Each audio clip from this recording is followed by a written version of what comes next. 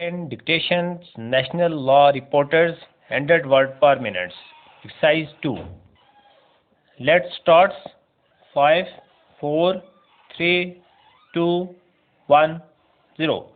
The facts is disclosed in the statements of the case or date the respondent accounting year ended on 31st March, but under the Finance Ordinance 1959 in consonance with the change of the financial year from 31st March to 30 June. The definitions of the previous year as embodied in Section 22(11) of the Income Tax Act was amended, and 12-month terminus date of 31st March was substituted for 30 June. It appears that the respondent wanted to alter his previous year to coincide with the closing periods brought about by the Finance Ordinance 1959 full stop. It also transpires from the records date for the assessment year 1959-60 and additions to the regular returns covering the period from 1/4/1958 to 31/3/1959. The assessors filed a separate returns for the period from 1/4/1959 to 30/6/1959, declaring total income of the rupees 13,093. As is evident from the income tax officer order dated 30/6/1964, the assessment year for the period was described as 1959-60 supplementary full stop.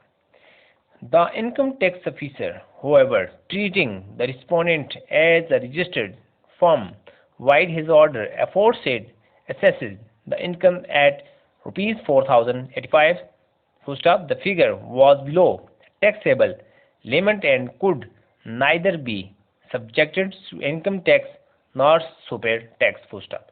In order to reckon 12 months incomes, the income tax officer multiplied this 3 months income by 4 and levied super tax on the national income of rupees 16,332, so arrived at. Full stop. In appeal filed by the respondent challenging the levy, the appellate assistant commissioners declared the assessment as illegal and annulled the same.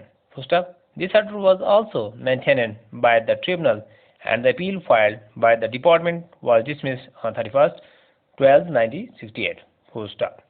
There is no discussion either is the income tax officer order or date of the appellant assistant commissioner that the levy of super tax on the national figures of rupees 16,000 was the conditions precedent imposed on by the former for change by the assessors of the previous year from endings on 31st March to 30 June. Full stop. Before the tribunal, it was contended by the department that the respondent wanted to change the previous year to the financial year ending on 30/6/1959, and the income tax officer made the supplementary assessment and agreements with him, and as a result, therefore, it constituted a conditions under Section 211 for permitting the assessors to change his previous year.